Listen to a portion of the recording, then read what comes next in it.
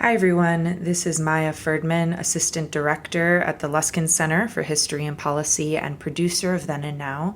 We are pleased to share with you today the recording from the first part of our event series, Deadlock in Israel-Palestine, How to Imagine a Better Future, which we are holding in partnership with the USC Casden Institute, as well as the UCLA Nazarian Center for Israel Studies. We hope you enjoy the program, and if you're curious, you can sign up for part 2 of the series, which will take place on Sunday, December 5th at 11 a.m. Pacific Time. You can sign up at www.tinyurl.com/deadlock-part2. And in the meantime, we hope you enjoy this really stimulating conversation.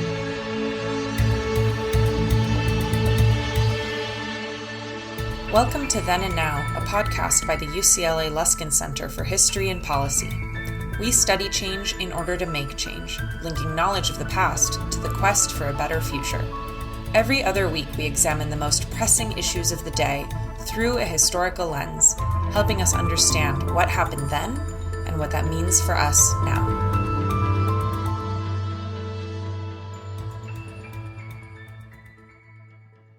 Good morning, everyone. I'm Steve Ross, Director of the USC Casden Institute and Dean's Professor of History at USC. And on behalf of the Casden Institute and our partners at the UCLA Luskin Center for History and Policy and the UCLA Nazarian Center for Israeli Studies, it's my great pleasure to welcome you all today to our discussion. And today's event is the first of a two-part series that focuses on deadlock in Israel-Palestine, how to imagine a better future. And it features leading scholars, thinkers, and policymakers of different visions to reflect on the current impasse in Israel-Palestine and to share ideas and proposals for the future. The second part of this series will take place on Sunday, December 5th at 11 a.m. Please save that date, and I hope you'll join us again. For far too long, the gap between one and two state solutions has prevented a long overdue discussion of how to reimagine the conversations between two nations, both with legitimate roots and claims to the same land. It is our hope to shed light, not heat, on this topic that is generally avoided because of its polarizing nature. We hope to pioneer a new dialogue on how to deliver justice, equality, and peace to all inhabitants of the region. Because without, as I've told my 97-year-old Holocaust surviving mother several times, without being able to talk with those we may disagree, there is no hope for the future. And as I've said to her, if they can solve the problem in Ireland, we can solve the problems in Israel-Palestine. But right now, I would like to welcome my esteemed colleague and moderator of today's event, David Myers. David is the Sadie and Ludwig Kahn Chair in Jewish History and Director of the Ludwig Center for History and Policy. He previously served as Chair of the UCLA History Department and Director of the UCLA Center for Jewish Studies. David has written extensively in the fields of modern Jewish history, and his numerous publications include Reinventing the Jewish Past, European Jewish Intellectuals and the Zionist Return to History, Between Arab and Jew, The Lost Voice of Simon Radovitz, Jewish History, A Short Introduction, and his forthcoming American Shtetl, The Making of Kiryas Joel, a Hasidic village in upstate New York, which he has co-written with Nomi Stolzenberg. In addition to his position at UCLA, David has taught at the École des Hautes Études en Sciences Sociales in Paris and at the Russian State University for the Humanities. He's also been a 3-time fellow at the Katz Center for Advanced Judaic Studies in Philadelphia. More importantly, I'd like to acknowledge David has been the brains and moving force behind today's and next panel, dealing with reimagining the Israeli-Palestinian relationship. It is my great pleasure to introduce David, who will in turn introduce today's panelists. David, I turn it over to you. Thank you, Steve, for those very kind words of introduction. Really a great pleasure to be here with you. Good morning, Good afternoon, good evening to our Zoom audience that spans a 10-hour time difference from Tel Aviv to Los Angeles. On behalf of the Luskin and Nazarian Centers at UCLA and my colleagues Maya Ferdman and Professor Dov Waxman,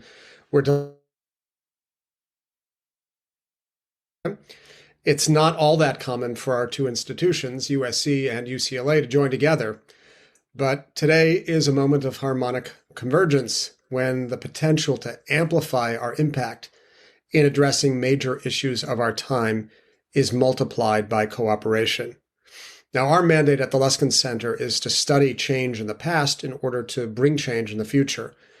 And that's why I was so pleased when Steve Ross and Lisa Ansell reached out to me to talk about a program dealing with Israel and Palestine.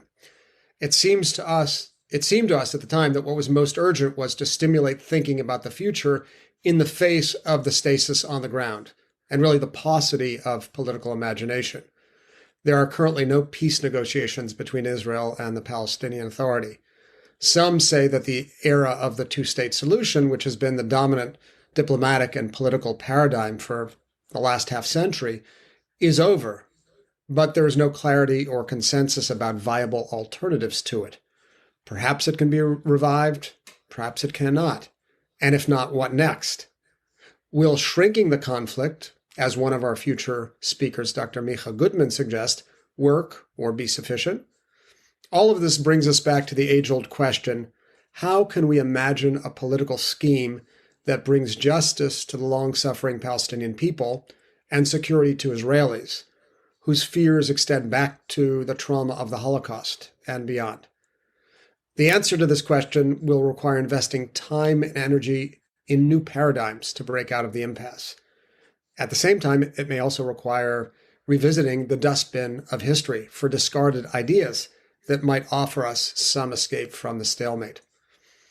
Our task today, and in the next event in this series on December 5th, is to think beyond the present to a better, more just, and sustainable future.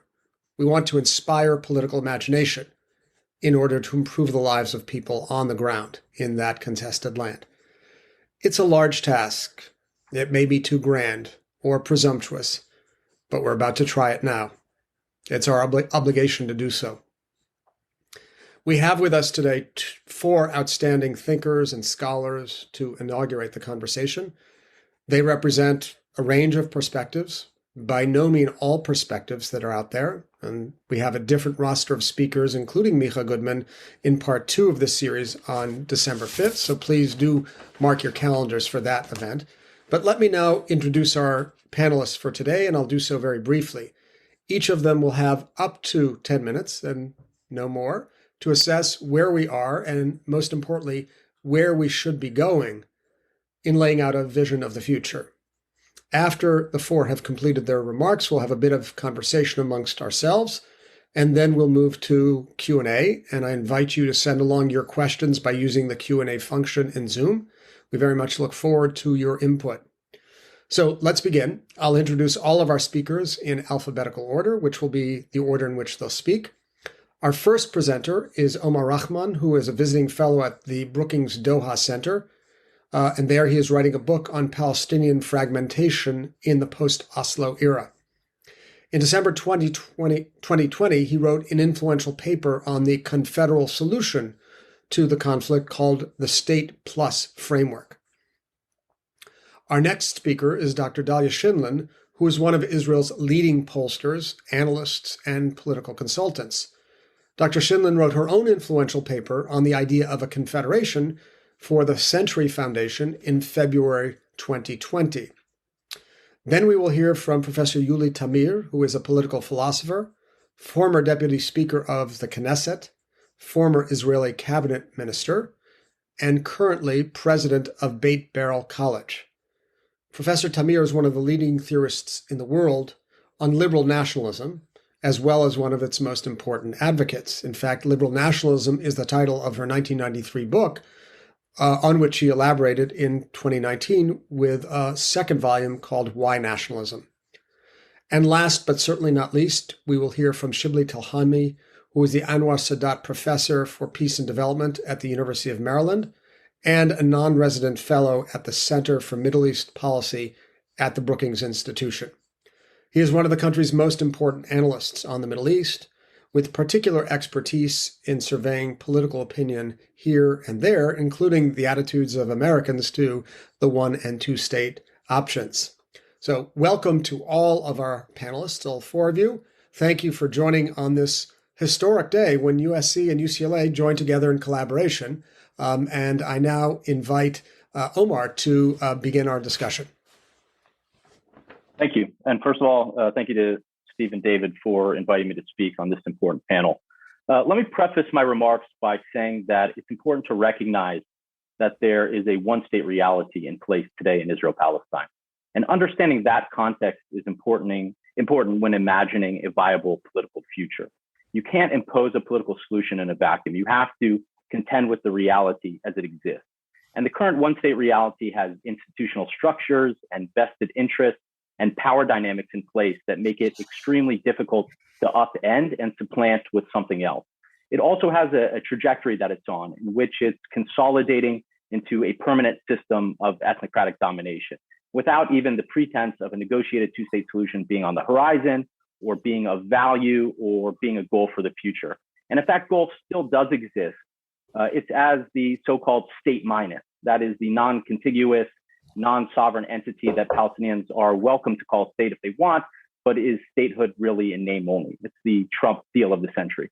So I view the search for alternatives within that context, because obviously this is not an acceptable reality, and it's not a resolution of conflict. It's a recipe for indefinite conflict, because you can't keep a population subjugated and lacking basic human and political rights indefinitely. They will continue to fight against that subjugation, and the regime will continue to have to assert itself in the only way it's capable of, which is violently and fight for its survival, which is essentially what we witnessed happening in April and May of this year. So in one sense, it's important to continue asking, what is the optimal political arrangement for these two peoples living on the same piece of land, but who don't share the same language, culture, religion, historical narrative, or sense of national identity? Is it two separate states? Is it a single democratic state? Or are there other constitutional formulations that are more agreeable and more viable? In another important sense, I think it's vital to provide a realistic and workable alternative that can almost act as an off-ramp to the very dark future that I think we're hurtling toward. And that future doesn't just stop at apartheid, which is abhorrent enough, of course, but there is a real possibility of escalating into more catastrophic violence, mass expulsions, and the like. And we need to be cognizant of those possibilities and prevent them at all costs. So in my work, the State Plus framework, which was mentioned, I tried to analyze one type of alternative, which is the hybrid model of confederation, with those two things in mind. How does confederation stack up against other paradigms, namely two states and one state? And does it act as a possible off-ramp to prevent this conflict becoming an all or nothing existential choice for Israel, in which it either surrenders its 125-year-old national project and democratizes fully, or it feels compelled to resolve the demographic problem that it perceives by using its vast coercive power over the Palestinians? And I think on both accounts, confederation is in many ways a superior model for this time and place than its paradigmatic counterpart. And it's also an acceptable alternative to the status quo for, I think, the majority of Israelis, by offering a third choice in place of that existential binary, in which I think Israel is arguably more likely to use its coercive power than to democratize. I also very much care what's acceptable to the Palestinians, and not just what's acceptable, but what's aspirational. I never believed that strict partition was very favorable to the Palestinians. Many crucial elements of what they want, what they need, are disregarded by partition. So I think addressing those concerns in order to get people on board, limit spoilers, and most importantly, create a sustainable peace begins there. So let me make a brief argument on both accounts: confederation as a model and as an off-ramp, starting with the model. What I find compelling about confederation is that being a hybrid of one state and two states, and being inherently flexible, it allows the designers of the confederal framework to incorporate a lot of the positive elements of one and two state models and avoid many of the negative qualities. And there's no perfect equation there, of course, but I think a lot can be achieved. And I base my argument for confederation on three fundamental principles. One, that both peoples, Palestinians and Israelis, have the right to national self-determination, which can be fulfilled through statehood. Two, that the two sides are too intermingled and interdependent to separate neatly into distinct ethnically homogenous nation states, and undergoing a process of homogenization would require highly unethical and destructive methods such as forced population transfer, which we've seen historically and negatively outweighs the presumed value of partition, in my opinion. And three, that both peoples have needs, aspirations, rights that are tied to the entirety of Israel-Palestine, and a paradigm that successfully applies concepts of shared sovereignty can mitigate the zero-sum competition that stems from those rival claims. So based on those principles, what I envisage for confederation is two states, Palestine and Israel, demarcated in their respective borders with Jerusalem as an open shared capital. And they come together to establish a layer of joint institutions in order to share sovereignty over certain domains of mutual interest.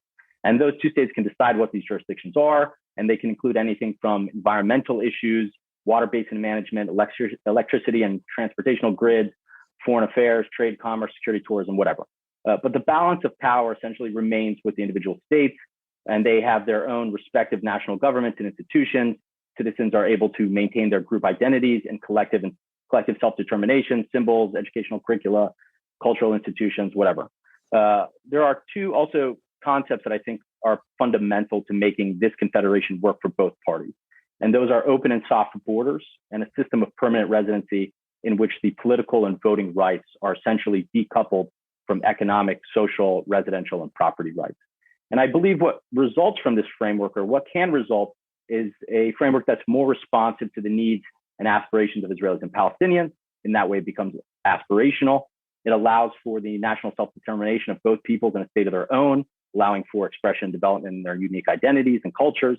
At the same time, it preserves the territorial integrity of the entire geography by keeping it accessible to everyone through extending rights to one another's citizens, preserving freedom of movement, allowing people to live, work, and worship wherever they want. And as a result, I think confederation has the potential to reduce zero-sum competition that previously impeded negotiations over final status issues like borders, settlements, refugees, et cetera.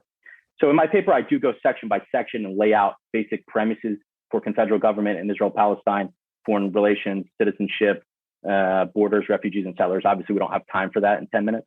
But as such, I frame the paper as a state plus framework because it's about expanding the rights and privileges of Palestinians and Israelis across the border of their individual states, rights that Israelis today enjoy exclusively at the expense of Palestinians. So I offer that framing in juxtaposition with the state minus, in which Palestinians are continually expected to kind of shrink their expectations in line with the reality that Israel is unilaterally imposing on the ground. And I was also striving to articulate a framework that liberates Palestinians at the outset, secures their human and political rights, creates a basis for cooperation, diffusing tensions, and fostering a common civic identity through power sharing. Now to the off-ramp. I consider this a possible off-ramp because at the moment, I think Israelis have very little incentive to change direction or abandon the reality as it exists. The interests of the state's Jewish citizens and elites are being well served. There's no accountability for the oppression that results from the system in place. The longer this reality persists and entrenches itself, I think the more that options for resolving the conflict peaceably down the road are going to narrow, and a negotiated resolution of the conflict becomes impossible. And so that's what we're trying to avoid. So I think the only option for overcoming these negative dynamics is to offer Israelis and Palestinians a compelling vision of the future that they can rally around in substantial numbers. And again, in the case of Israelis, I think at the moment, I don't see that happening voluntarily. In my estimation, you're never going to convince more than a handful of Israelis to give up what they currently have in exchange for a journey into the unknown, no matter how tempting or utopic it sounds. It's too risky to give up what you have in front of you for some entirely different reality. That's especially true of politicians in a democratic system in which they must be elected every few years. And no democratically elected official is going to take risky long-term decisions like uprooting settlers, pulling back the military occupation, creating a Palestinian state, when the choice of not doing so is easy, it's safe, it's lucrative in many cases. So I think that's not how democratically elected officials operate anywhere. I don't expect Israelis to behave differently. And that's why I think it's not just the two-state solution that's politically impossible today. No negotiated solution or resolution of this conflict is possible as long as Israel can function as it is indefinitely without accountability and without consequence. So I think ultimately significant amount of pressure would need to be mobilized before that calculus changes. However, again, I think pressure alone is not satisfactory. I think Israel is likely to become more adversarial, more reactionary, more reliant on its coercive capabilities if it's back to the wall. So I think you have to offer that compelling alternative that may not get people to voluntarily buy in, but is essentially compelling enough where when you're forced to choose between competing alternatives, that's where you're going to go. And you have to start building momentum and a broad coalition on the ground to get there. So when the time comes, you have a viable option. And again, finally, I think this fits ultimately within the current international consensus regarding two states. So winning converts internationally to confederation would hopefully be easier and will be a key part of the process for implementation. And I'll leave it there. Thank you. Thank you. Thank you so much, Omar, for kicking the conversation off. And I'm now going to turn to Dahlia, and I just want to acknowledge that both she and Yuli Tamir are in the region itself, and it's by my count 9:19 in the evening. So we really appreciate your making time at this hour to be with us. Dahlia. Thank you. And I also want to echo Omar's appreciation for your including me in this event. I would like to, in a way, back up and look at where we are right now in terms of the current political analysis, although I assume it's not a surprise before I figure out where we can go. I think the critical point that probably everybody understands is that the critical actors here are convinced that there is no possibility right now, as Omar just said, of reaching a negotiated two-state solution, and that might even be dangerous to try. And when I say critical actors, I'm referring to leaders of both Israel and Palestine. I'm referring to the public on both sides, and I'm referring to that other critical actor, the US leadership. On both sides, the support for the two-state solution is currently only a minority. We haven't seen support breaking 50% on either side in about 2 years in my survey research. It depends a little bit on how you ask the question, but we're talking about basically the mid 30% to mid 40% range between Israelis and Palestinians, which is, again, the case for about the last few years. Just recently, our new Prime Minister, Bennett, went to Washington, told the president that he was going to work on what I might call interim issues. I don't love the terminology of shrinking the conflict, but the kinds of things that we see as interim steps, the only question is, are they going anywhere? But that refers to economic development, quality of life related issues. President Biden said, that sounds pretty good to me. It seems to me that what Bennett meant was that he doesn't have any intention of advancing an overall agreement at this point. And that's, in fact, what he himself insisted shortly after that visit, after there was a meeting with Gantz and Mahmoud Abbas. The next thing that happened, of course, was that the prime minister completely dropped the issue of the Israeli-Palestinian conflict from the global agenda when he spoke at the UN. Israelis are frankly fine with that. It hasn't been high on the Israeli priority list anywhere near the top in a number of years. As for the Palestinian leadership, I think that theoretically the PA supports negotiations, but it lacks the legitimacy to undertake them. In most recent survey from my colleague, Dr. Khalil Shikaki at the Center for Policy and Survey Research, 78% want Mahmoud Abbas to resign. I'm not sure he even really wants negotiations, probably because he would face a coup for any concessions simply because of the lack of legitimacy. So in that situation, I see limited options, but let's walk through them. One is to try, despite what I just said, to revive the two-state solution negotiations along the traditional lines. But it seems that it's hard to see that that would be a mission, bound for glory. The other option is to do nothing, which is what the Israeli governments have been doing on the Israeli-Palestinian conflict. At least that's what they call it. I would like to quote Carolina Landsman, a columnist at Haaretz, who wrote just a couple of days ago that doing nothing essentially means continuing, and I'm paraphrasing and translating, continuing a right-wing occupying, settling, annexing, and persecutionist status quo, my translation. So we have to understand that that's what the status quo or doing nothing means. In terms of annexation, it's an option. I think under the previous government, Netanyahu realized that annexation, or maybe he knew beforehand, is much easier once you scare the world into believing that you will have some sort of formalized annexation and then pull back from that brink so that everybody is relieved and you can continue quietly doing it on the ground. The other option is to work at present within the current circumstances to change the conditions on the ground in order to advance a future legitimate negotiations, in other words, leaders who can legitimately lead negotiations to advance a better political vision they might want to actually achieve. How to do that? Next part of what I'm going to try to argue. I think the first condition is that you need leadership on both sides capable of doing it. As a public opinion researcher, I do not think the public is going to lead this process. We have esteemed public opinion experts on this panel who will hopefully weigh in. But I think you need leaders who are both capable and committed to the idea of an agreed resolution, which is not the case today. Israel, for its part, needs to decide that its goal is to reach an agreed, negotiated political solution, overall resolution to the conflict. It's not what we have now. Palestinians need to develop legitimate leadership. And that means, if you ask me, through democratic elections. Democratic elections need a lot of steps to be put into place and a lot of overhaul of the current political culture in order to have real democratic elections. On both accounts, whether Israelis choose a leadership that is committed to a negotiated and agreed political settlement, and whether Palestinians can develop legitimate leadership through democratic elections, there are a lot of structural things that have to change, but it's largely a choice that those leaders have to make.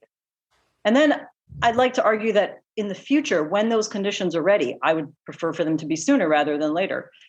There needs to be a better destination for where any kind of negotiations will go. I think that in my analysis, for some of the reasons Omar already pointed out, the old two-state solution based on a hard partition was not sufficient incentive for the two sides to make the compromises they would have had to make in order to get there. I think at this point, the fact that it wasn't achieved is proof that it wasn't sufficiently desirable. Omar has done me a great favor by making some of the case and also outlining some of the aspects of a two-state confederation.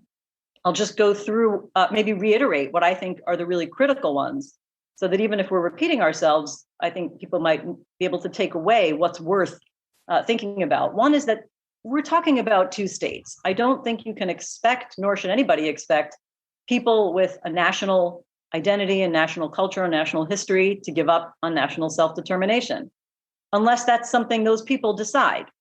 So the idea of skipping over two states to something else, Israel already has its state. That would be a decision Palestinians have to make, and it's certainly not for me to decide, but I haven't seen any indication that the Palestinian identity is prepared to accept something that does not involve national self-determination in the form of some sort of state. And I think those two robust national identities need a territorial dimension.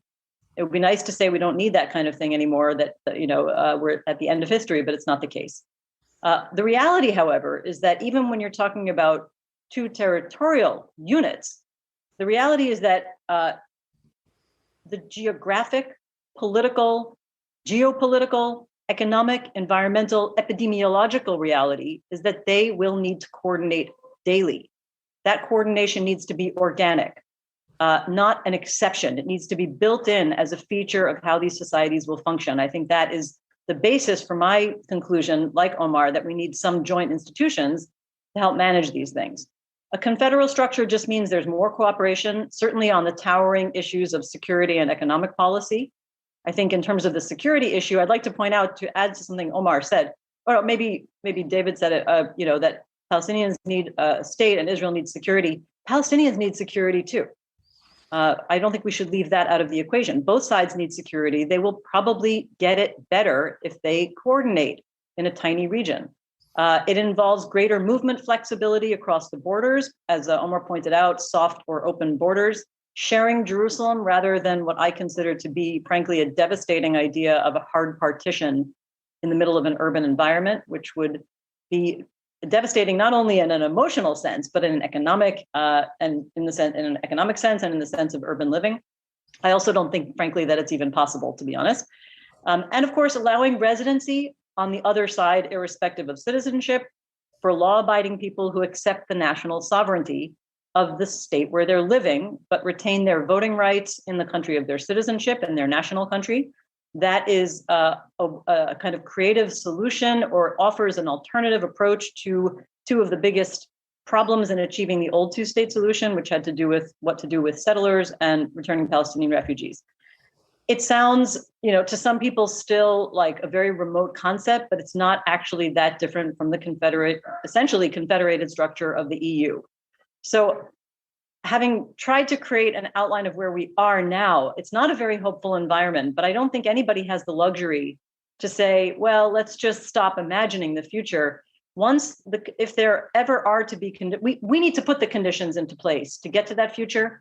But if we all kind of get behind the wheel and have no destination or the wrong destination, that won't lead us to a better place. I think the confederal approach, my conclusion has been that it's not only possible, it may be the only realistic solution, more realistic than the two-state solution. But frankly, I'm not only talking as a political analyst, I think as a citizen of this region, it's the most hopeful possibility. I'll stop here. Thank you, Dahlia, for your remarks. I just want to emphasize that this collaboration between USC and UCLA does not itself endorse any of these positions, including the idea of a confederation, which we've just heard about from both Omar and Dahlia. But we thank you very much for putting this very interesting idea on the table, about which there are a good number of questions to be posed, which we'll get to. And I'm pleased now to invite Professor Yuli Tamir. Thank you, David. Thank you for inviting me to join this significant discussion. Following what has already been said, I think that the idea of a confederation, which is an interesting one, nevertheless demands that we go through a discussion about sovereignty and borders. So the very sensitive issues that actually disallow us now to even start a conversation are stable. And I find it very difficult to see how we can sort of leap ahead without going through the very tedious, maybe impossible process of creating two states and a confederation. Confederation is a wonderful solution to two states wanting to work together. But as long as you don't have defined sovereignty, Israel does not have defined borders, certainly not the Palestinian state, then we are not able to create a confederation. So for me, the confederation is an option for a future that is very, very far from where we are right now. Actually, I think the question is where we go from here, and I'm speaking about very small steps, not major ones, because I can't see anyone, neither on the Israeli nor the Palestinian, by the way, not even the American side, ready to take a courageous move ahead. Actually, since Oslo and Rabin's assassination, nothing happened. This is a very long deadlock. It's not like now there is a deadlock. I can hardly remember when there wasn't a deadlock. We're stuck. So there are two questions for me that are extremely important now. And then we'll see where we can go from there. The first one is the human rights issue. It's to stop the violence on the ground. It's not true that things have not deteriorated and we're just at a steady state in everyday life. It's true there's no solution, there hasn't been a solution, there hasn't been a solution on the table for a long, long time. But there has been growing violence of settlers in recent years, and certainly in the last 6 months, that should be stopped as an indication that Israel takes responsibility over each and every person living in the West Bank and Gaza. It's not a question of a political solution. We jump ahead towards a political solution, we forget the people on the ground. The people on the ground need help, and I think that is probably the most important issue. If you ask people what really matters to them, that is, for many, I think, a central issue that cannot be overlooked.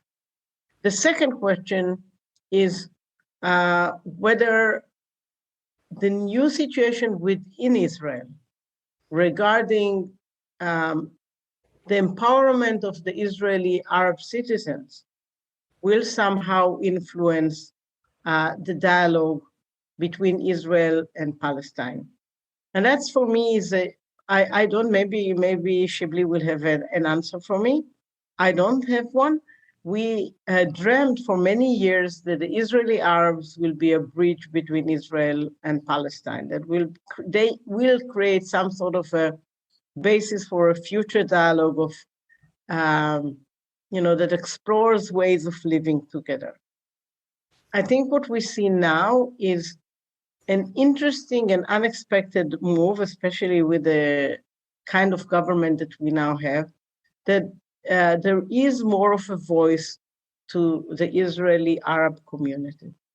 I am not sure where this community is going. I think one of the very interesting things that happened in the split between Mahmoud Abbas and the joint Harshima Mouchedet, they are what's the joint Joint list. Joint list. That the joint list seems to be weakening, but dealing with the Israeli-Palestinian conflict, Abbas seems to be getting more and more power, but saying, I'm just worried about what is happening within Israel and forget all the other issues. So there is an open question here whether the Israeli Arab citizens could be recruited to influence also the way Israel behaves in the territories.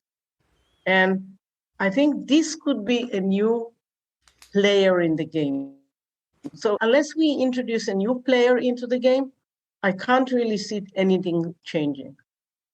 So if that player will start putting pressure, offering solutions, maybe promoting negotiations even on a people-to-people level, something that has died out totally, right? There is no people-to-people cooperation anymore.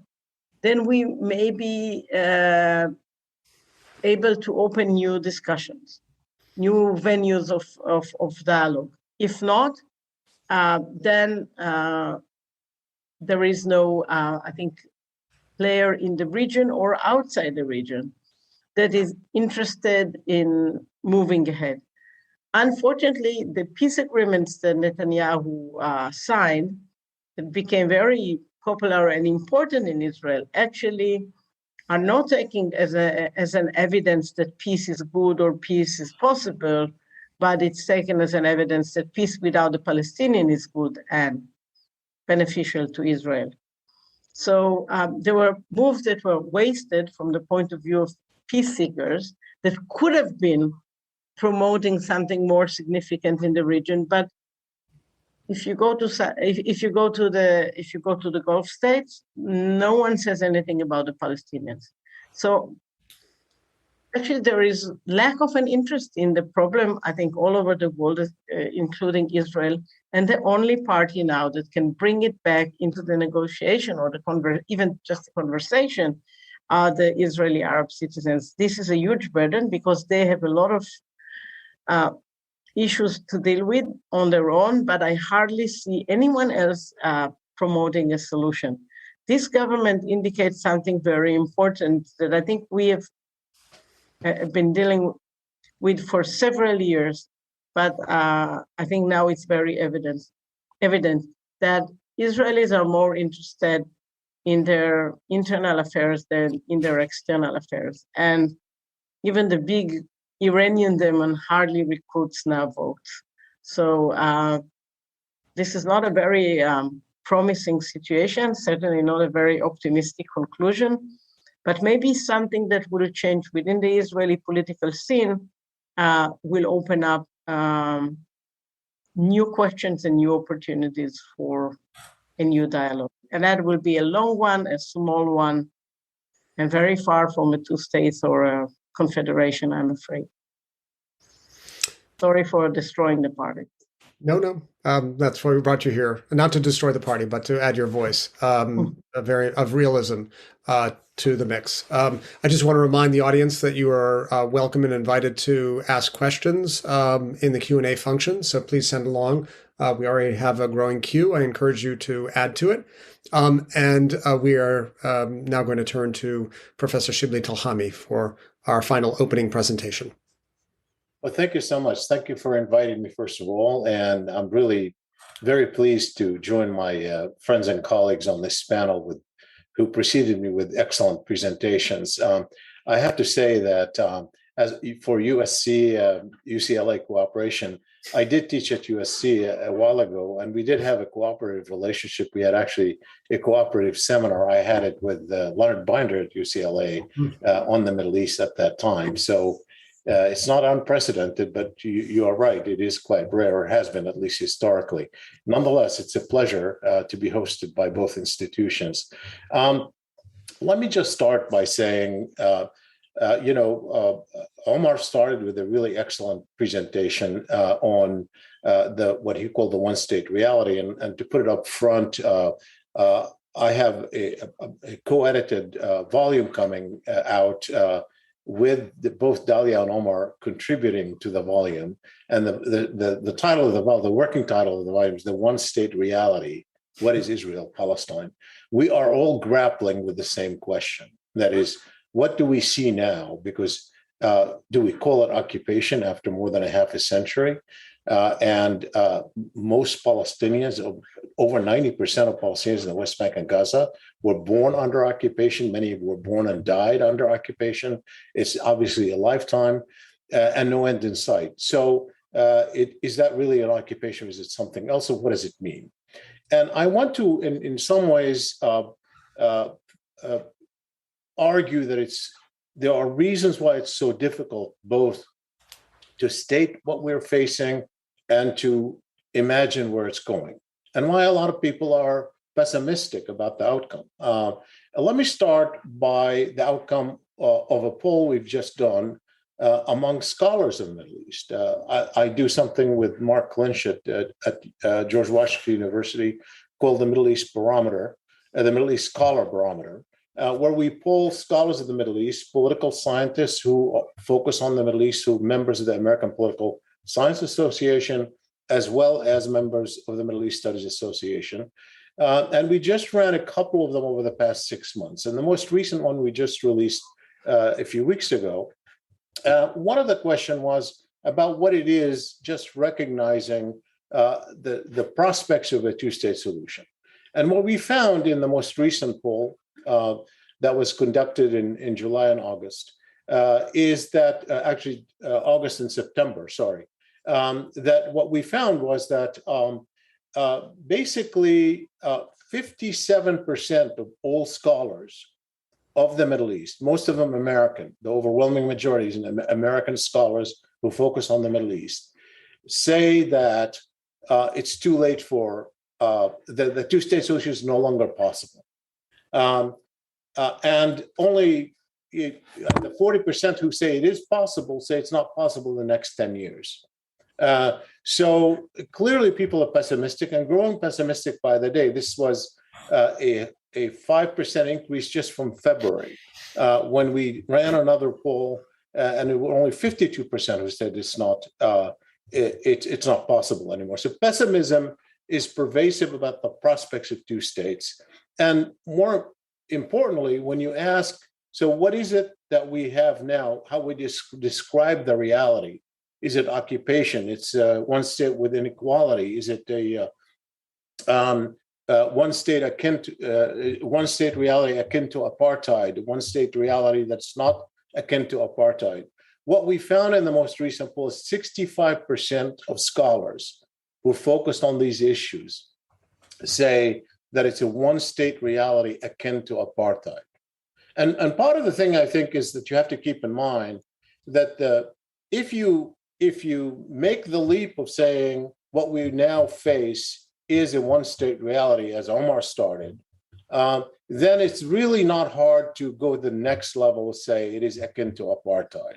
Because the only thing that's keeping people away from saying it's akin to apartheid is that they're not recognizing it's a one-state reality. So if you make the move that it's one-state reality, not just occupation, and therefore inequality as one might expect under occupation, then obviously an increasing number of people will say it's apartheid. We've seen that among scholars, but we've also seen that in the past 6 months in two major human rights organizations, B'Tselem in Israel, and then Human Rights Watch in the United States, which probably even influenced the scholars' opinion. Obviously, the Gaza war in between February and the recent poll also had an impact. So the reality as recognized by scholars is along these lines. But think about the next question that we ask and how one might interpret that. So if you then you say, what if two-state is not possible or is going to become impossible? Then what is likely to replace it? And here is an interesting answer that, again, might take us into a different kind of calculus, which is then you find 80% of scholars say the likely outcome, if there's no two-state, is a one-state reality akin to apartheid. So very few people think it would be one state with equality, only 3%. 2% only think it'd be a confederation. So if you take two states out of the table, then the overwhelming majority, 80%, say it would be a one-state reality akin to apartheid. And that takes me into a place of thinking this way, which is whatever reality you recognize now, let's say it's a one-state reality, isn't really a prescription for where we're likely to go, where we should go, or a description of where we're likely to go. Those two are independent. And one might argue that if you start with a one-state reality recognition, which then pushes for more rights and more equality for both Israelis and Palestinians, in fact, it might actually push the two-state reality the two-state prospect a little bit more to the forefront, because there are a lot of people who don't like the being labeled apartheid, and a lot of people who worry about the possibility of full equality of Israelis and Palestinians, particularly in Israel. So the outcome is separate from recognition of the reality, and I think that we have to start there. The problem with the one-state reality recognition is that the same as when you ask the question, what do you recommend? What is optimal? What is likely to happen that's reasonably fair?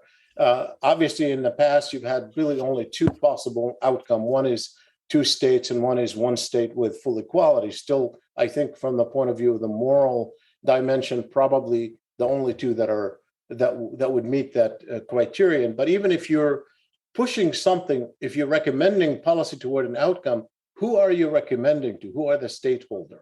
Yuli correctly raised the question about the confederation in terms of can you even get to confederation without going through two states? In part because who are you recommending to? Who are the stakeholders? Who are the ones who are going to move it forward? Who are the ones who are going to make it happen? Because the international community, as well as the players, the Palestine National Movement, in this case also the Palestinian Authority, Israel as a state, these are the ones who are going to carry on with the policies. Who are you recommending to? Are you recommending to the UN as what? Are you recommending to the US, to the West? Are you recommending to the Arab states? Are you recommending to the Israeli government and the Palestinian people? It's very hard to envision recommending a confederation in that kind of context to people who are stakeholders who will make it go forward. And I think that part of the dilemma that we face in people abandoning, calling what we now have a one-state reality, is that the international community is very much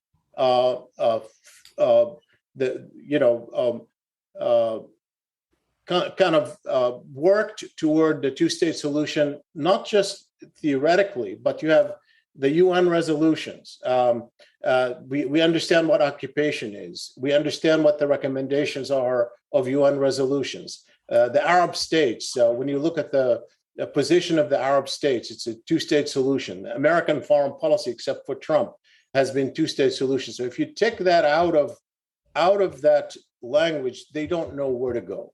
And on the American side, there's an additional dilemma. And that additional dilemma is the following, that if you look at the polling, particularly among Americans on Israel-Palestine, when you ask people, in the absence of two states, what would you prefer? Would you prefer a democratic Israel with full equality between Israel, between Jews and non-Jews, even if it meant that Israel ceases to be a Jewish state, or a Jewish state where there's inequality between Jews and non-Jews? 2/3 of Americans say they prefer a democratic state, even if it means that Israel is no longer a Jewish state. And that certainly is an overwhelming majority of Democrats, but also a majority of Republicans and independents.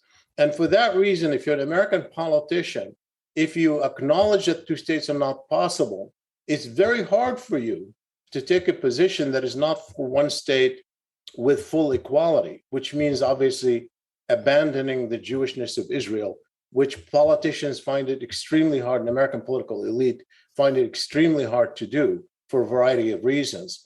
And for that reason, it's very hard for them to abandon the idea that we're still under occupation, and what we have is a state of occupation, that the inequality is temporary, and therefore we headed toward a two-state. So where does that leave us? It leaves us with, who are we recommending to? For me, as a scholar or somebody who's interested in advancing a fair peace between Israel and the Palestinians, I would say, for now, I think we cannot escape recognizing that we have is very much akin to a one-state reality. Whatever the outcome is, it may be still two states down the road, because those scholars that I talked about earlier, even the ones who were pessimistic, 40% of them still said two states are possible, but not in the next 10 years. But if two states are not possible, 80% of them say it's not going to be one state, it's going to be it's going to be one state, but it'll be akin to apartheid, not one state with equality. So the two states in their mind is still the most probable outcome, with all their pessimism. That is still the most probable outcome. But that should be detached from recognizing what we now have on the ground. And the reason for it is that morally, what we now face is unacceptable. And if we play this detached game of ignoring the horribly immoral inequity that now exists, and not starting with that reality and pushing for equality now, and let the politicians figure out where you want to go with the outcome, I think we would not be doing our jobs. Thank you very much, Professor Telhami, for your remarks, and for beginning with a reminder about an earlier era of cooperation between UCLA and USC, of which you were part. So we are now going to bring all the panelists onto the screen, and we'll have a conversation, the five of us, for about 15 minutes or so, and then we'll open up to the questions that have been flowing in from you, the audience, and thank you for that. Please feel free to add to the list.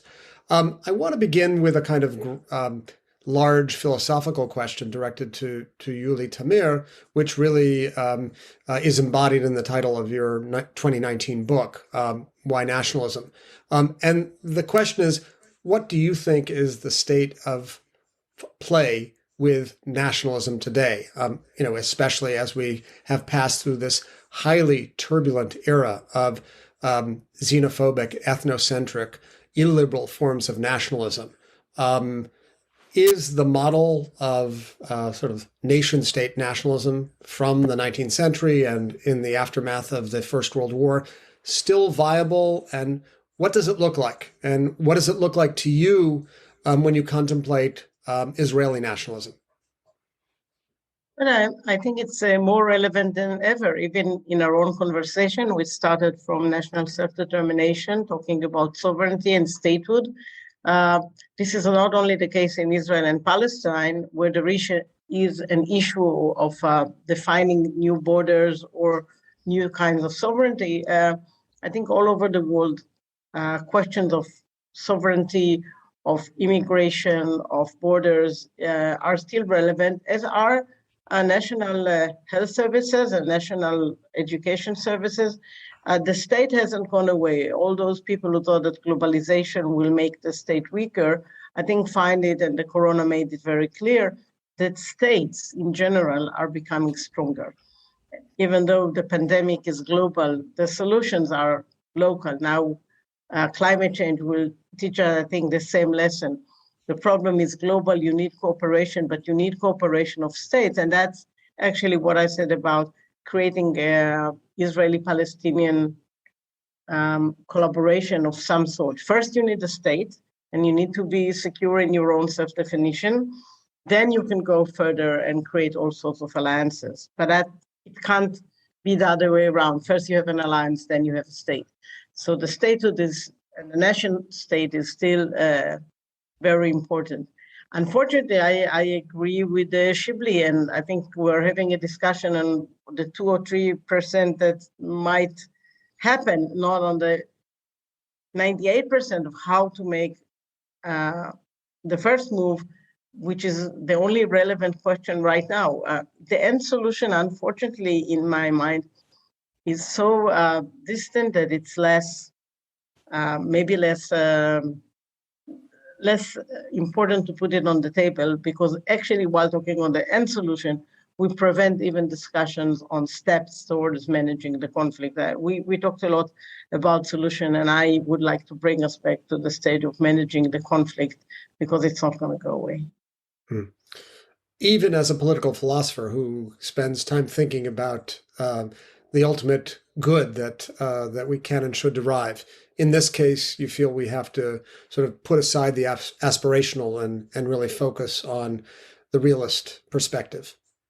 No, it's not. The aspirations are there, and they direct our day-to-day actions. It's not that like we, do everything that we can do without having a moral, compass. But I think we can't just leap ahead, as I said. We have to decide what we do next. And what we do next is very far from creating a confederation or a state. It's about thinking really of how to think about the interim stages of from where we are now to some maybe future solution. And those are, if we conclude by saying, okay, Israel is a one state and apartheid or a confederation, okay, so if that's the reality and it can't change, then this is why many people left the peace camp, because they say, okay, that's the reality. There's no other solution. It can't, let's do something else. So for me, the question is really about justice, interim justice on the way to some solutions rather than just what's the end solution. Okay, thank you. And I want to sort of pick up on that idea of interim justice by noting what seems to be a paradox in the current situation and in the presentations that we've heard, which is a number of you spoke of the unsustainability of the situation at the same time that you noted that there's very little engagement with the world in the Palestinian question and Israel-Palestine in general. So how do we square these two pieces? And in a certain sense, how do we realign pieces such that there would be engagement in order to overcome a situation that some of you have described as unsustainable?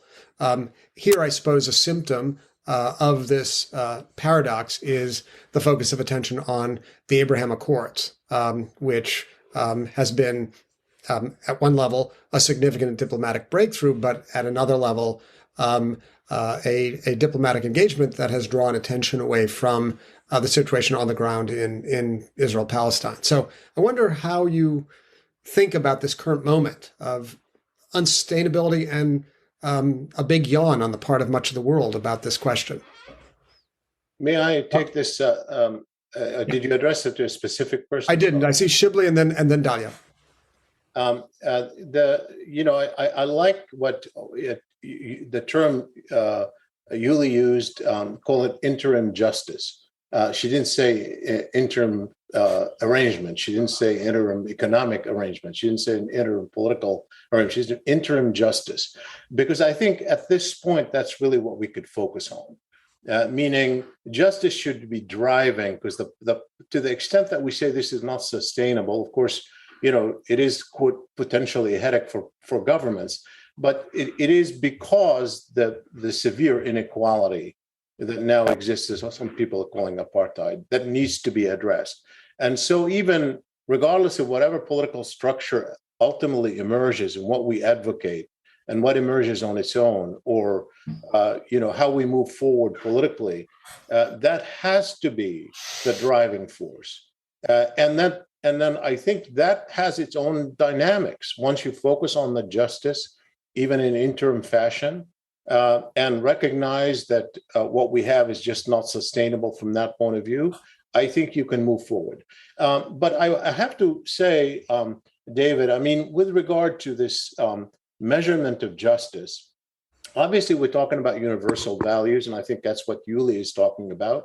Things that we all accept about each other, the international community, international law, norms, human rights, and so forth. But I think one of the things that Steve started with is taken often for granted, which I think needs to be unpacked, because we need to figure out what that justice means. Steve said at the beginning, both sides have, quote, legitimate claims to the same land. Now, of course, every side considers its claims to be legitimate. But I think if we're looking at the West Bank specifically, from the international community point of view, both sides do not have equally legitimate claims. Of course not.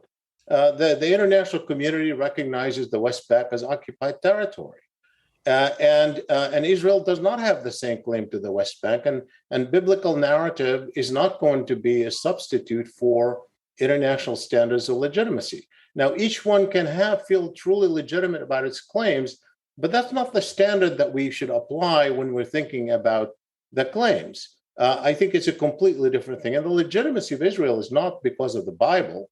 The legitimacy of Israel because Israel is a state that has been recognized by the international community and has been accepted to the United Nations, just like Kuwait, which didn't exist, is legitimate because it's accepted by the international community, or the UAE is legitimate because accepted by the international community. So the legitimacy of states, and when with reference, or when we talk about justice, the reference has to be in terms of universally accepted norms, rather than on how each side feels. I don't say that we should ignore what each side feels. Of course not, because these aspirations are important. Sometimes you have to fight for them, or you feel you have to fight for them. And we have to recognize, let's say, the importance of religion, which is obviously something that we have to take into account when analyzing it. But when we're making judgment on the outside or using language, I think it's really important for us to keep focused on the international norms as the basis of judgment. Thank you. Dahlia? Thank you. In answering that question, I have a lot of other points that I would like to try to address, but let me stick to a few. For the record, I don't think I ever said that this was an insustainable situation. I think political reality has showed its true face over many decades. Anybody who seriously says it's not sustainable for Israel simply hasn't been watching. It is sustainable for Israel. And so on Israel's side, the question is, does Israel make a decision that it wants to reach eventually? That compass, as Yuli put it, so that, of a final status agreed political resolution. I'm not even talking about which kind right now. Let's say 1 state, 2 state, 3 state, whatever. But I think there's been a decision in Israel in recent years that Israel does not want that. It wants unilateral action. It does not want to give up it doesn't want to see independent Palestinian statehood. That decision about whether Israel changes its course is ultimately an internal decision. Because Israel does have the luxury of continuing with the Netanyahu/Bennett approach that we see so far. How does that change internally? I mean, we can talk about external pressure. I don't want to take that off the table, but I also don't think that it can ever be enough. Between the cliche of we can't want it more than the parties, I don't believe that external pressure will completely change Israel's course on its own for a number of reasons we don't have time to get into, but practically, I don't think it will happen. Public opinion is important in that sense, right? We have to get somehow the public to be behind a change of leadership, but even that's going to be a very slow process. I think it has to be a decision, probably a dialogue of the political elites and the public. On the other hand, it's not sustainable for the Palestinians. When we say, is the situation sustainable? I think we have to analyze everything that happens in this region as both populations. There's too much talk about what Israel wants as the kind of end game of what will be. We have two societies living here, and It's not sustainable for Palestinians. I think that leads us to the question of what do we do now? And to try to answer briefly Shibley's point that we can't sort of advocate a confederation approach without first going through two states. I mean, fundamentally, I agree. Confederation is based on two states. But what I'm talking about is leaving behind the formulation of two states that was developed over 20 years ago now, and that was never reached agreement because the two sides didn't agree on the terms. Just to give you the one example that I started with, if somebody, I have given a lot of thought to how you actually divide Jerusalem on the ground. I'm not the only one. I've just drawn on the best work, the best policy work that I've seen done by the people who were working on the negotiations. And I don't see how you can do it. Not now. Maybe then with some not a little disruption. But now I don't see it as possible at all. And pretty similar for the border issue. Never mind the settlement issue. The numbers of settlers have grown. We're not going to get first a Camp David 2000 style hard partition the way it was outlined in the Clinton Geneva Taba frameworks before we get to a confederation. The process of getting there is too disruptive, and it will take years to implement, even if it was agreed upon tomorrow. So how then do we look at two states? I would say invest everything we can. We already have one state. Everybody agrees on that. It's a matter of what it controls and how it controls. How do we get to the second state?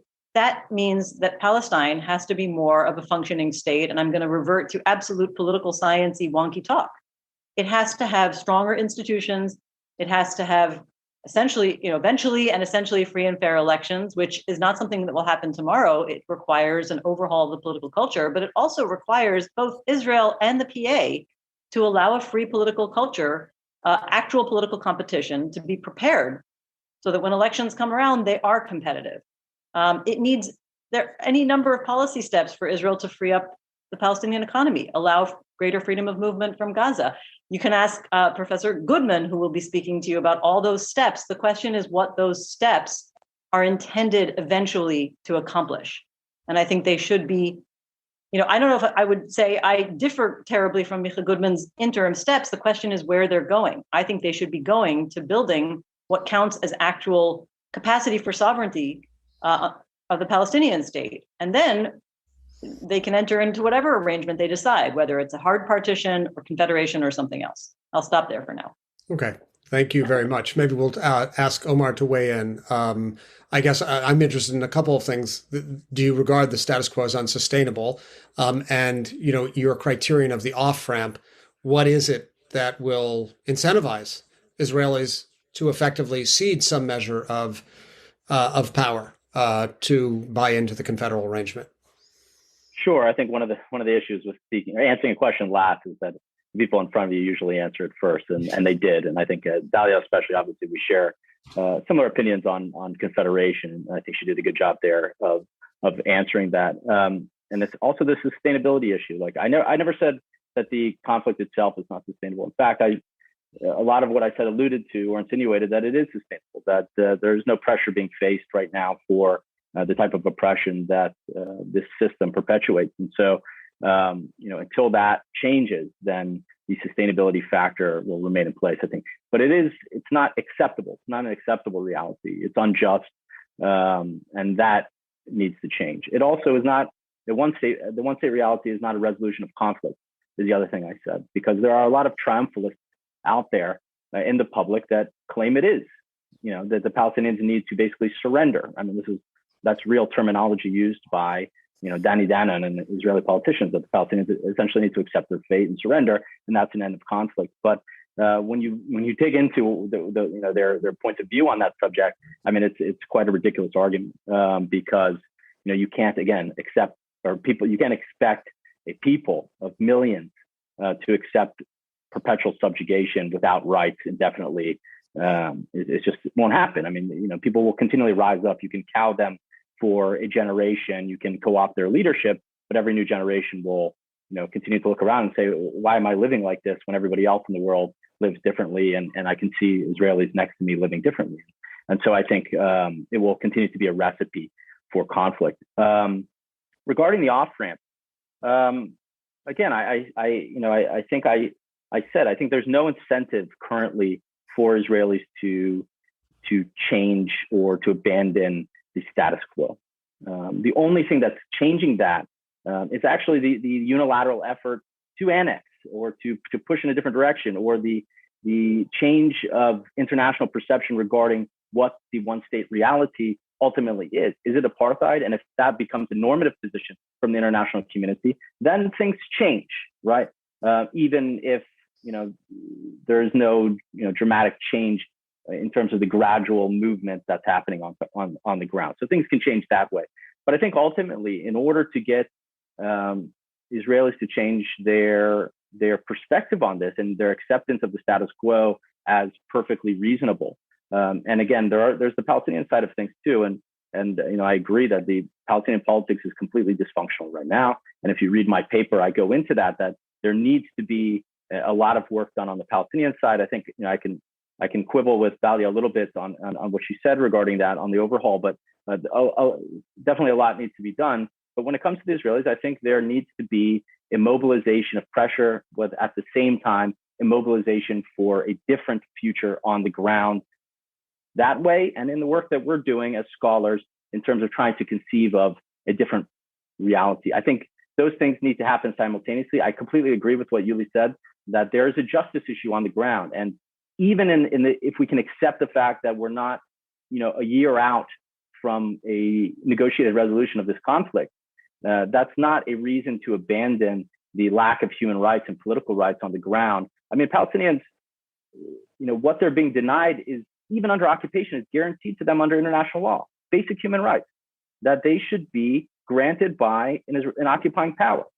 So the Palestinians, the international community needs to demand the application of those rights to the Palestinians, even if we're not at the stage of negotiations or of nearing an end of term conflict. And that was actually one of the problems with Oslo and with the peace process, is it said, let's just negotiate, and that acted as a distraction for the fact that in reality, on the ground, these people lack basic human rights and have their rights violated on a daily basis. And so that needs to change.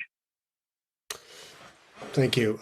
So I'm going to ask one more question, and then we'll open up to the questions from the audience. And in a certain sense, it's the $1 million question about the idea of confederation, which is a concrete idea that at least two of our panelists have put forward on the table, and is based on the idea that there are two states and some confederation between them.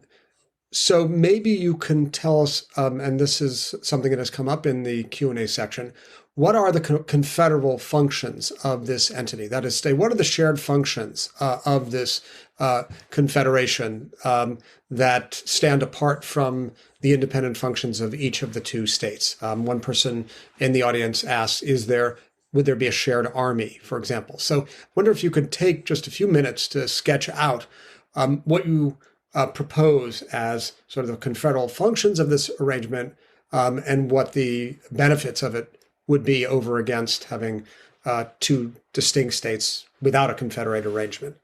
So maybe we'll start with Omar and then move to Dahlia and then open up.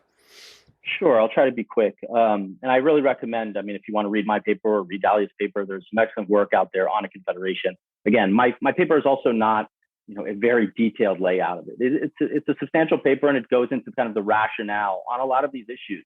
But essentially, it leaves on what you brought up in the question. It leaves that up to the states to decide what's of mutual interest here, what can we agree on working on, and again, that can be anything from water basin management, environmental issues. It can be foreign policy, it can be security, and all those things. And there needs to be elements of that, I think, in any arrangement. But one of the things I see as key is the open or soft border issue and the permanent residency issue. I think those things need to be established for this to benefit both sides in a way that makes it desirable and aspirational.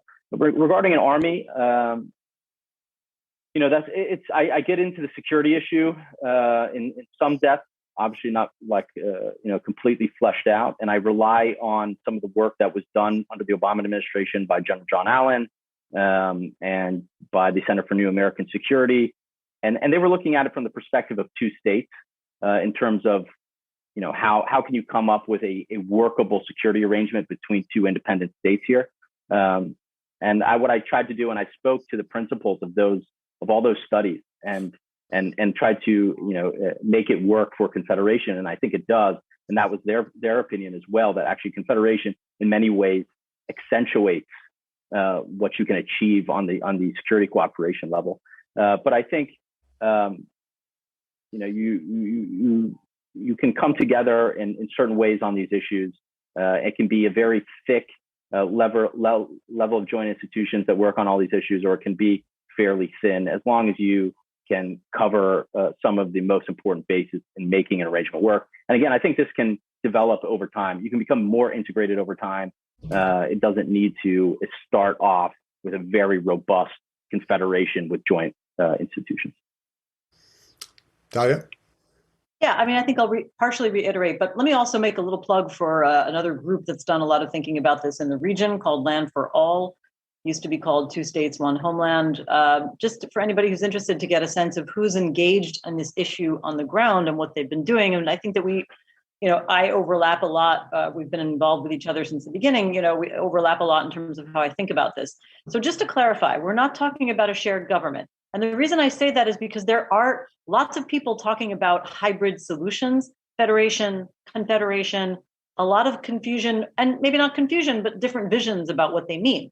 There are some people who talk about confederation, and by that they mean a shared executive or a meta layer of shared government. When I'm talking about confederation, I mean two separate governments, two separate parliaments. We're not talking about joint lawmaking. At the same time, I think the key areas for coordination, to my mind, they're more.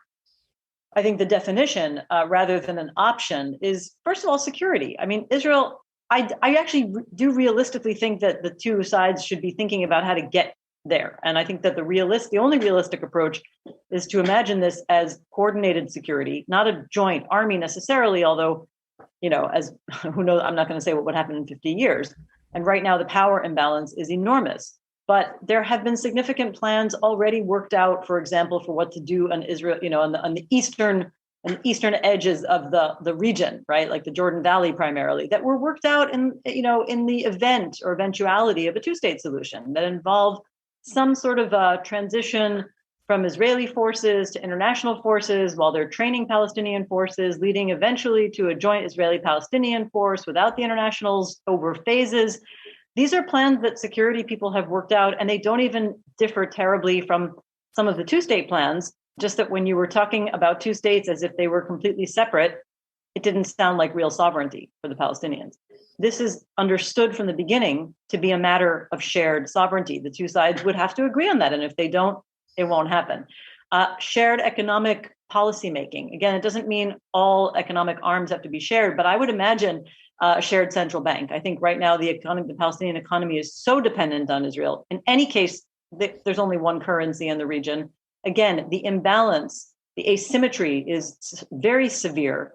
That's one of the reasons I think that there really has to be a strong investment in, again, Palestinian state building, including freeing up the economy, which is largely, controlled by Israel in terms of import-export, trade relations, et cetera. Omar, I would be more than happy to hear where you disagree on the internal Palestinian issues, of course. But I think that economic areas have to be a strong part of the cooperation. The other area of joint institutions that I think Land for All, the local movement advocating this, has done more thinking about, and they're a little more committed to. I kind of see this as something, like Omar said, can go either way, but is a joint court of human rights. And it does make sense because you're going to have minorities of each national group living on the other side. They have to be protected by some shared standard. Who adjudicates that shared standard? So some would propose a joint court of human rights specifically for minority protection on both sides. And naturally, I would say it should be, kind of the most obvious to agree on joint institutions for natural resource management, environment, climate-related issues, and public health. Thank you.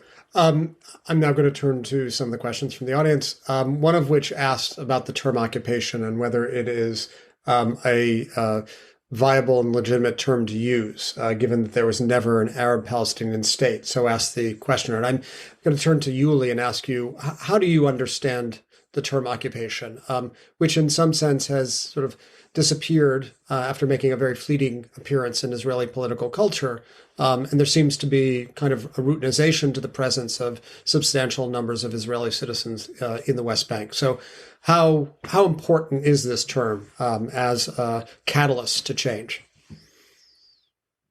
I think it's a very important concept, but the more important concept is to understand that the 67 border, the border before 67 was an agreed, internationally agreed upon border. And after 67, Israel lost the legitimacy of its own borders.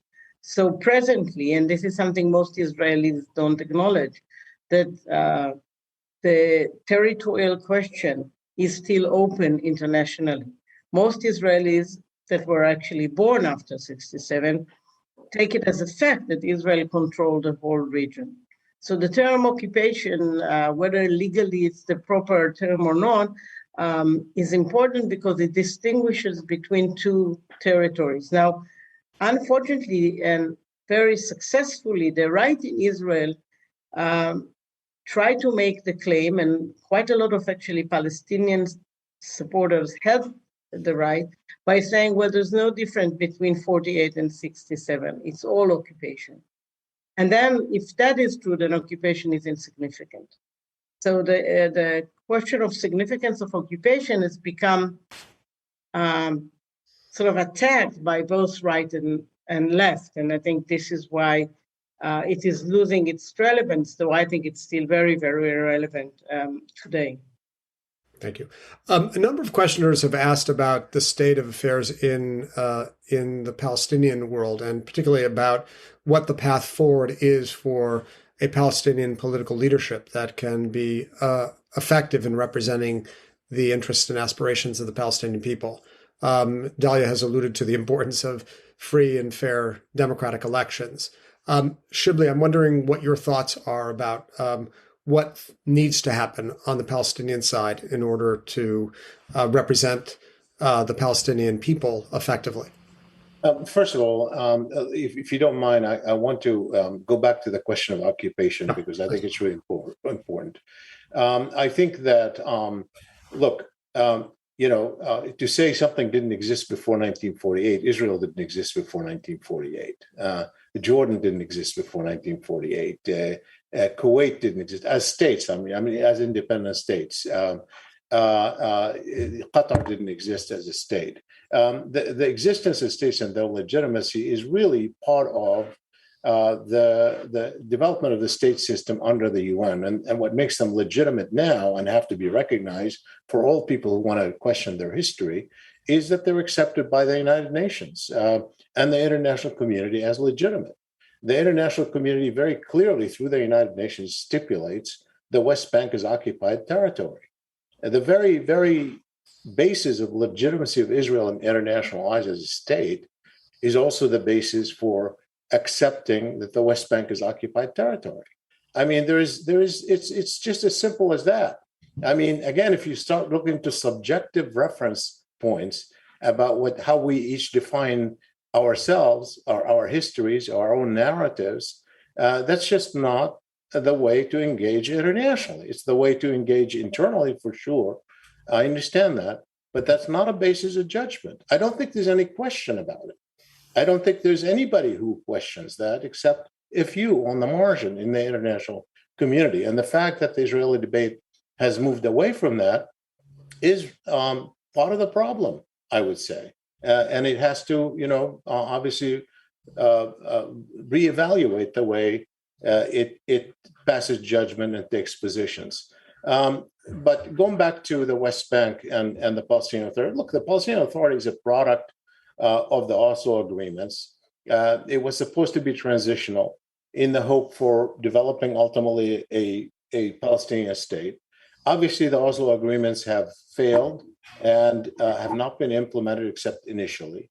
The Palestinian Authority has no sovereign control. It is essentially under the full control of the state of Israel.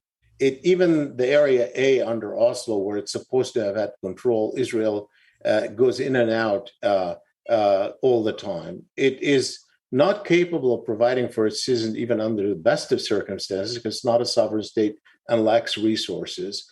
So it's an artificial entity that happens to, in the meanwhile, provide services to Palestinians while also negotiating with Israel under occupation. So even if you had the best possible Palestinian Authority, the likelihood that the inequality of power between Israel and the Palestinians will be somehow overcome by having a better Palestinian leader is a joke. And frankly, Abu Mazen was, of course, the favorite of the Israelis and the Americans early on to replace Arafat because he was anti-violence and was prepared to cooperate. And obviously, look at what happened now. He's on the other side. So, of course, the Palestinians, even under the limited circumstances that they have under occupation, have to be more democratic. They have to have people who can speak for them legitimately, negotiate on their behalf legitimately, provide better services. So this is not to take away from the critics of the authority. The critics of the authority are right. The authority has failed, even despite its weak hand, it still failed. And I think that right now, frankly, it's hard to imagine the evolution of a more responsive authority without a legitimate election, which obviously had been postponed. But nonetheless, don't expect much from an election. I repeat that because I think perhaps you might expect that the Palestinians will respond to it more, that it might negotiate from a position of strength, that might provide better services, but it will not in any shape or form overcome the existing inequality of power that is behind the current stalemate. I want to pick up on a question that was asked about Palestinian citizens of Israel, which also emerged in Yuli's talk when she identified Palestinian citizens of Israel as a major actor of new relevance to the equation. I'm wondering, especially given the violence of May, the protests that seem to tie together Palestinians really for the first time in Gaza, the West Bank, and within Israel. I'm wondering what others think about the role to be played by Palestinian citizens of Israel in sort of altering the existing equation, and whether or not they can be a force, will be a force, can be a force, and if so, in what way? Maybe Dahlia? Sorry, I was just trying to do some additional login stuff, losing battery a little bit. But I think that's a good question. I have to say that I think that I would raise a bit of a question about, how Yuli presented it, because I think it would be wonderful to imagine and actually have the possibility of the Palestinian citizens of Israel being that kind of a bridge. No question that that's desirable. But I think that as a political, again, my hat as a political analyst or strategist now, I think one of the biggest problems that the political community has faced is that if they even mention the Israeli-Palestinian conflict in political contexts, they are, vilified by Israeli society. The only reason we've seen the breakthrough that we've seen was essentially something like a devil's bargain, that Mansour Abbas agreed implicitly or explicitly never to raise the issue as long as he was in government. I mean, I'm kind of reading into the political map. I don't know if that was formally agreed, but that's what he's basically communicated to the Israeli public. That's what he's communicated to his voters. And I think that makes, I think it's unrealistic to imagine that the Palestinian Israeli citizens, their political leaders, can make advancing this issue some sort of central to their agenda without being seen by Israeli Jewish society as illegitimate. That's just what's been happening over the last decade. It's very complicated. And, sometimes I wonder if Mansour Abbas, as head of Rahman inside the coalition, is saying to himself, we're going to take you up on your bluff. We're going to play, I'm sorry to use this term, I'm using it in quotation marks, in Israeli terminology, the good Arab. That's how he's portraying their political program. This is not my term. And see if Israel actually does, is willing to meet their end of the bargain by advancing our interests. And I am concerned that it's not going to pay off. Right now, Rahman is threatening to leave the coalition as of today, so we'll see what actually happens. I mean, I wish and I believed that could be a role. I just honestly, from the political levels, I'm not sure how it happens because it's always caught in that catch-22 of Israeli society. I would love if the Can I other panelists disagree had a for a way to- second? Yes, Okay, please. we have I also want we to have jump 1 in. minute left, so I'm going to give 30 seconds to Yuli and then the final word and maybe an additional question to Omar to wrap up. Go ahead, Yuli. Take a. No, I think looking only at Abbas is a mistake. There are anchor people on television who are not ashamed to say when the prisoners escaped that they were freedom fighters. The debate in Israeli media, even it shifts, I think, very significantly. There are new voices from within Israel that are redescribing the situation. Okay.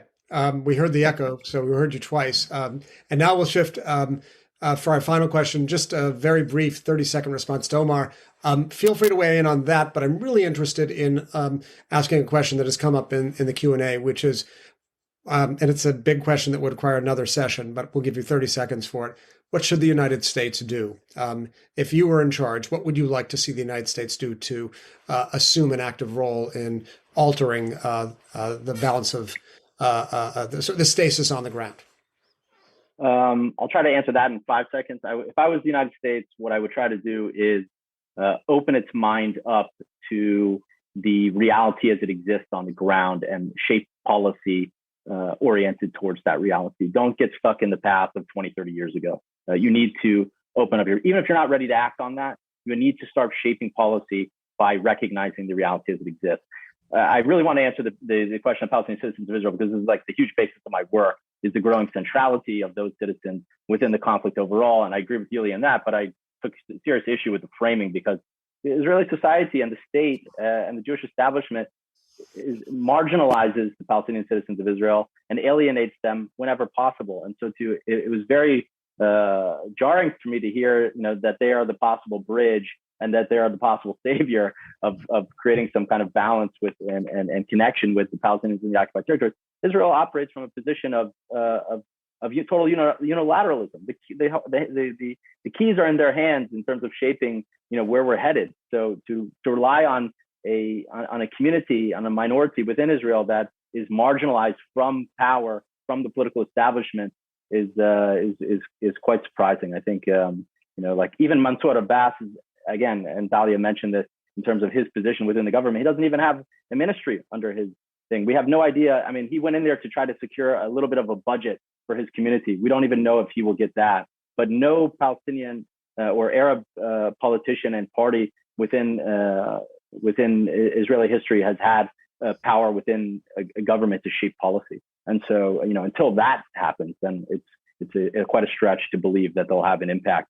But they will have an impact on the future, but in a much different way. And that's in the connection with the Palestinians in the occupied territories, separate from their position within Israel as an envoy in that particular way.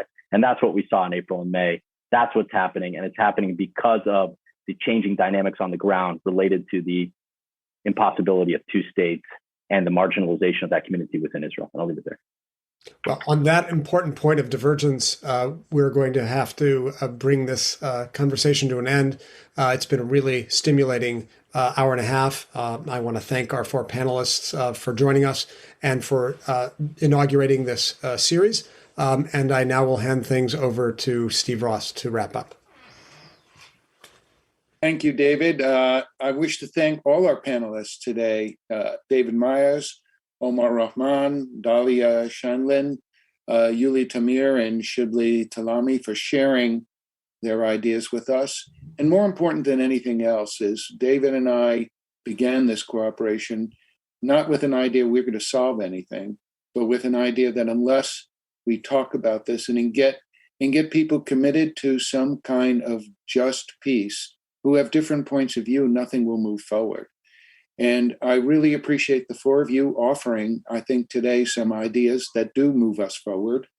We will resume this again on December 3rd with different panelists, and hopefully perhaps even a 3rd panel at some point. One of the things David and I discussed is we did not want to start off these discussions with people who actually belong to institutions that they have some kind of institutional loyalty, but rather to independent thinkers who are coming in with their ideas and hopefully it generates ideas we can move on from. Again, I want to thank David and Maya Ferdman at the UCLA Luskin Center. I want to thank Dr. Dov Waxman and the UCLA Nazarian Center for Israeli Studies. And I want to thank my associate director, Lisa Ansel, for all their hard work. And I just want to turn this over for one last final comment from David as we conclude today. David. Thank you, Steve. Thank you all for being with us. I want to thank our audience for your really outstanding questions. Sorry we didn't get to them all. We will have a recording of this session, and we really encourage you to send along your comments and to join us again on December 5th. Thank you all.